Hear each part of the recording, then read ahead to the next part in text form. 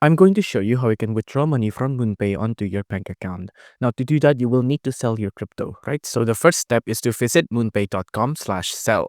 Now, after that, you'll be met with a UI like this, right? First off, you need to pick which Bitcoin you want to sell or which cryptocurrency you want to sell. So for in my case, I'm selling BTC or Bitcoin. I'm going to pick the amount here as well. And then once I'm done with that, you just have to tap on continue, right?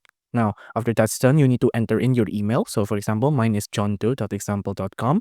Now just tap on continue after that. Now, once you tap on continue, you'll be met with like this, right? So just add in your Euro bank account and then tap on continue.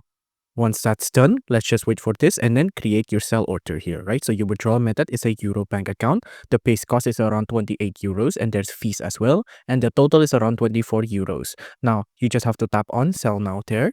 Now, once that's done, you almost done. You need to tap on view deposit details. Now, this is where you need to send your crypto. You can see there's a wallet address and also there's a QR code.